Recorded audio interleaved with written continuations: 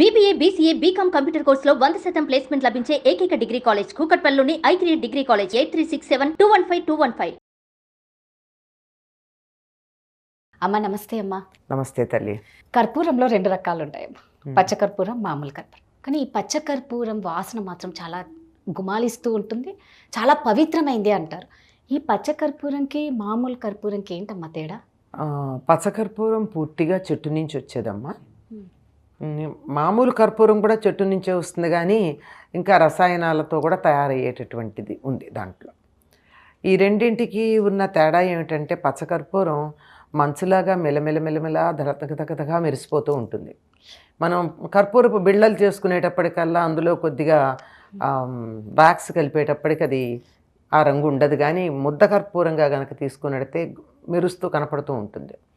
ఇది హారతి ఇస్తారు కనుక దీనికి హారతి కర్పూరం అంటూ ఉంటాం. ఇది పచ్చకర్పూరం అన్నది చాలా విలువైనటువంటిది, ఖరీదు కూడా ఎక్కువ. ఇది పచ్చకర్పూరం మామూలు కర్పూరం లాగా దగదగా మెరవదు, కొంచెం ఒపేక్ అంటారు. అంటే దాని నుంచి ఇలా చూస్తూ ఉంటే ఒకవైపు నుంచే కనపడుతుంది. మరి గ్లాసెస్ ఉంటాయి చూడ, అద్దాలు, కొన్ని అద్దాల్లో ఇటు అటు తేడా లేకుండా ఇట అట అన్నట్టు ఒకే అద్దం లేనట్టు కనపడదు. కాకుండా ఇటు నుంచి చూస్తే బయట ఉండే వాళ్ళకి లోపల వాళ్ళు కనపడరు, కానీ లోపల వాళ్ళకి బయట వాళ్ళు కనపడతారు, అట్లా అన్నమాట. అట్లా కొద్దిగా ట్రాన్స్పరెన్సీ తక్కువ ఉండేటట్టుగా ఉంటుంది. ఇది ఫ్లేక్స్గా బిళ్ళలుగా ఉంటుంది సహజంగానే. కొంచెం అచ్చమైన తెలుపు కాకుండా కొద్ది అందులో ఆఫ్ వైట్ అంటామే, కొద్ది పసుపు కలిపితే తెలుపులో ఎట్లా ఉంటుందో అట్లా ఉంటుంది. ఇది అలా పెట్టినట్టయితే ఆ కర్పూరం ఈ కర్పూరం కూడా ఉత్పతనం చెందుతాయి. ఉత్పతనం చెందడం అంటే గాలికే అవి ఆవిరైపోతాయి. అవి నీరు కారవు, ఏమవుతాయో తెలియదు, కింద ఏమీ మిగలదు. అందుకే ఏదైనా అవశేషాలు లేకుండా పోతే ఏమంటే హారతి కర్పూరం లాగా హరించుకుపోయారు అంటారు. అంటే ఏమీ మిగలదు అసలు, కనీసం కింద ఇంత మసి కూడా మిగలకుండా ఉంటేనే అది నిజమైన కర్పూరం. మసి కట్టిందంటే అందులో మాలిన్యం ఉందని అర్థం. ఈ రెండింటికి ఆ లక్షణం ఉంది. ఈ పచ్చకర్పూరం మంచి పరిమళ ద్రవ్యంగా కూడా వాడతాం. మన మామూలు కర్పూరాన్ని దానికి వాడడం, హారతికి ఇస్తామే తప్ప తినడానికి వాడడం. పచ్చకర్పూరాన్ని లోపలికి తీసుకోవడానికి కూడా వాడతాం. ఎలాగా అంటే ఇంట్లో ఏదైనా మనం తీపి పదార్థాలు కనుక చేసుకున్నట్టయితే అందులో తప్పనిసరిగా కొంచెం పచ్చకర్పూరం వేస్తాం. చేత్తో ఇలా నలిపితే మెత్తగా పొడుమైపోతుంది. ఆ పొడుమైపోయినప్పుడు ఆ పచ్చరం కూడా తెల్లగానే ఉంటుంది, అంటే దట్టంగా ఉంటే అట్లా ఉంటుందన్నమాట.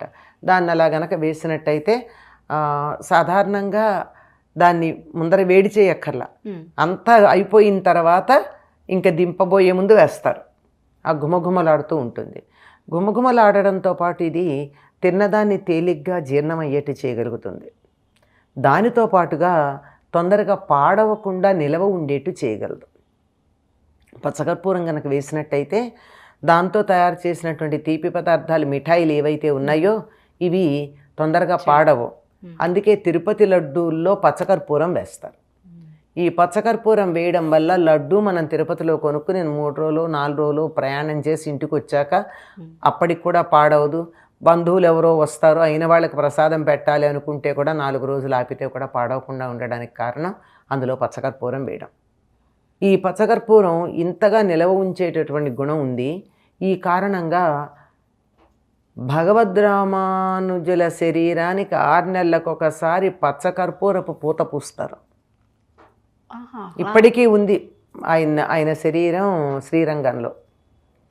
6 నెలలకు ఒకసారి ఆ శరీరం మీద ఉన్న కర్పూరాన్ని తీసేసి పచ్చకర్పూరాన్ని మళ్ళీ కొత్తగా పూత పూస్తారు. అది పాడవకుండా ఉంటుంది. దేన్నైనా సజీవంగా, అంటే ప్రాణం ఇవ్వలేదు కానీ ప్రాణం ఉన్నట్టుగా, పాడైపోకుండా, కుళ్ళిపోకుండా, చెడిపోకుండా ఉంచగలిగినటువంటి లక్షణం పచ్చకర్పూరానికి ఉంది. అందువల్ల మనం తినే పదార్థాల్లో అది కనుక వేసుకున్నట్టయితే తొందరగా పాడవకుండా ఉంటుంది. ఇంకొక విశేషం, వెంకటేశ్వర స్వామికి తిరునామం అలంకరిస్తారు కదా. తిరునామంలో చుట్టూ తెల్లగా ఉంటుంది, మధ్యలో ఎర్రని నామం ఉంటుంది. ఆ తెలుపు దేంతో చేస్తారంటారు? పచ్చకర్పూరపు పొడి. ఆ పచ్చకర్పూరపు పొడితోనే ఆయన తిరునామాన్ని అలంకరిస్తారు ఆయనకి. అంటే ఇప్పుడు మీరు మామూలు కర్పూరం అయితే తొందరగా హరిస్తుంది అంటారు, ఈ పచ్చకర్పూరం అయితే అలా ఉండదా అమ్మ? హరిస్తుంది, అది కూడా హరిస్తుంది. అంటే ఈ వారమే కదా. ఇప్పుడు మీరు కర్పూరం తీసి, మంచి కర్పూరం, ఈ బిళ్ళలు కావు, అదే బిళ్ళలు కూడా కొద్ది కాలానికి హరిస్తాయి, కానీ చాలా కాలానికి మంచి కర్పూరం తెచ్చి అక్కడ పెట్టేయండి, ఉండదు. లేదా ఎయిర్ టైట్గా డబ్బాలో పెట్టి కర్పూరాన్ని పెట్టండి, ఓ 15 నెల రోజుల తర్వాత తీస్తే కింద ఉన్నటువంటి కర్పూరం మూతకు అడుగున అతుక్కుని ఉంటుంది.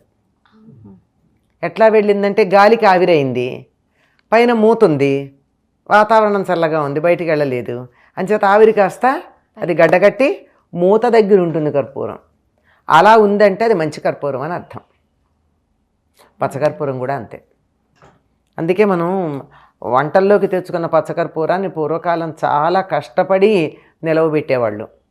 ఈ రోజుల్లో మనం ఏం చేస్తున్నాం, ఎయిర్ టైట్ డబ్బాల్లో పెట్టి ఫ్రిడ్జ్లో పెట్టుకుంటున్నాం. లేకపోతే కొన్న తర్వాత ఏమైందో 4 రోజుల తర్వాత వెతుక్కోవాలి, ఎక్కడుందని. తర్వాత మనం వక్కపొడి ఒకటి ఉంది కదా మనకి, తెలుగు వాళ్ళు తమిళియన్స్కి చాలా మంచి అలవాటు అంటామో చెడు అలవాటు అంటామో తెలియదు, కానీ ఒక అలవాటు.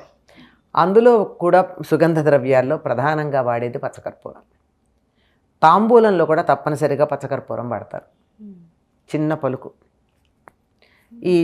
ఈ పచ్చకర్పూరం పలుకు పుదీనా పువ్వు అని చెప్తాం, మింట్ అంటాం, క్రిస్టల్స్ ఉంటాయి అవి.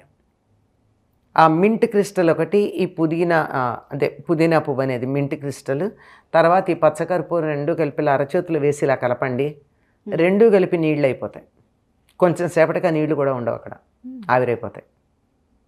బాగా తలనొప్పి ఉన్నటువంటి వాళ్ళకి పూర్వకాలం ఇళ్లల్లో అంతే చేసేవాళ్ళు. పచ్చకర్పూర పలుకు ఒకటి, ఈ పుదీనా పువ్వు పలుకు ఒకటి కలిపి అరచేతుల్లో ఇట్లా వేసుకుని ఈ 2 కణతలకి ఇలా అంటించేసి, ఇంకా కావాలంటే కాసేపు ఇలా కూడా పెట్టి అంటే ఒక 5-10 నిమిషాల్లో తలనొప్పి తగ్గుతుంది. అమ్మంటే ఇది ఇప్పుడు మీరు అన్నారు కదా, మనం తిండిలో కూడా వేసుకోవచ్చు ఆహారం, అంటే దానికి ఒక మోతాదు అనేది ఉంటుందేమో, ఉండే వాళ్ళకి తెలుస్తుంది. మరీ ఎక్కువ వేస్తే ఘాటు ఎక్కువగా ఉంటుంది, ఎంత ఘాటున్నా వాసన అంతే ఉంటుంది. వాసనలో ఎక్కువతో ఇప్పుడు 10 గులాబీ పూలు పెట్టినా, 100 గులాబీ పూలు పెట్టినా, 1 గులాబీ పువ్వు పెట్టినా గులాబీ వాసనలో దట్టం ఉండదు. ఎక్కువ దూరం వ్యాపించడంలో తేడా ఉంటే ఉండాలి. కానీ 1 గులాబీ పువ్వు వాసన ఉంటే కొంచెం ఉండి, 2 గులాబీలు గట్టిగా ఉండి, 10 గులాబీలు ఉంటే మనం భరించలేనంత గులాబీ వాసన ఉంటుందని ఏం లేదు కదా, లేదు, అంతే లెక్క. అట్లా ఉంటుంది. ఈ ఒక్కపొడిలో కూడా తప్పనిసరిగా అన్ని రకాలైనటువంటి పదార్థాలు, అందులో సుగంధ ద్రవ్యాలు వేస్తారు కదా, యాలక్కాయలు, లవంగాలు, తర్వాత ఇంకా అనేక రకాలైన సుగంధ ద్రవ్యాలు ఉన్నాయి. కొన్నిటి పేర్లు మన వాళ్ళకి చాలామందికి తెలియని కూడా తెలియవు. జాజికాయ, జాపత్రి, ఒక ప్రత్యేకమైనటువంటి లవంగం వేరే ప్రత్యేకం, ఇలాంటివన్నీ కలిపి చక్కగా మంచి నేతిలో వేయించి వాటిని పొడుంచేసి, ఆ పొడుము అలా ఉండగా ఈ పచ్చకర్పూరమును పుదీనా పువ్వు కలిసి నలిపేసి దాంట్లో కలిపేస్తారు.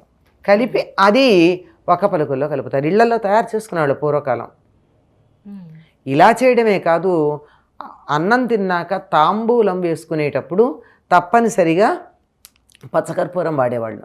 ఆకులు, చక్కని ఆకులు తెచ్చుకుని దాన్ని తుడిచి సున్నం రాచి, ఆ సున్నం రాచిన తర్వాత వక్కలు దాని మీద పెట్టుకుని, ఆ వక్కలతో పాటు యాలక్కాయ, లవంగం, ఇలాంటివన్నీ, జాజికాయ, జాపత్రి, ఇంకా గులాబీ రేఖలు, కాచు, ఇంకా చాలా పదార్థాలు, కస్తూరి, దాంతో పాటుగా కర్పూరం.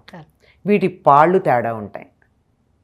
ఇందాక అడిగారు కదా ఎంత మోతాదు ఏమిటని, అది చెప్పలేం. కానీ దీంట్లో ఒకప్పుడు తెలిసేదట, మనుచరిత్రలో చెప్తాడు, అక్కడ నుంచి ఒక మంచి తాంబూలపు వాసన వస్తుంది, అక్కడ ఒక స్త్రీ ఉన్నట్టు నేను గమనించాను అని. ఎట్లా తాంబూలపు వాసన బట్టి? అందులో కర్పూరపు వాసన ఎక్కువ ఉందట. దానిని బట్టి, ఆ పాళ్ళని బట్టి, ఆ వాసనని బట్టి కర్పూరము, కస్తూరి, వాటి పాళ్ళు ఎలా ఉన్నాయో చూసి అది స్త్రీ వేసుకున్న తాంబూలం అని వీళ్ళు గుర్తించారట. మనం చెప్తాం కదా, కారాకిళ్ళి వేసుకుంటే ఆడపిల్లలు అనుకోం కదా, అనుకోము. హారతి కర్పూరం కలిసిందంటే అది ఆడపిల్ల. హారతి కర్పూరం కలిస్తేనా? హారతి కాదు, మామూలు పచ్చకర్పూరం. అది అందులోనూ మనం ఇక్కడ అనుకుంటున్నాం, మనకి తెలియడానికి ఉదాహరణ చెప్పా. కానీ ఇలాంటి పిచ్చి తాంబూలాలు వేసుకునేవాళ్ళు కదా పూర్వం, ఇదంతా ఆరోగ్యాన్ని చెడగొట్టేవి. అవి చక్కగా ఉండేవి. ఆరోగ్యాన్ని పెంపొందించేవి, చక్కగా ఉండేవి అవి. అలా తప్పనిసరిగా పచ్చకర్పూరం మన నిత్య జీవితంలో ఆహారంలో ఉపయోగపడేటటువంటి ఆరోగ్యాన్ని పెంపొందించేటటువంటి జీవశక్తిని నిలబెట్టేటటువంటి ఒక సుగంధ ద్రవ్యం.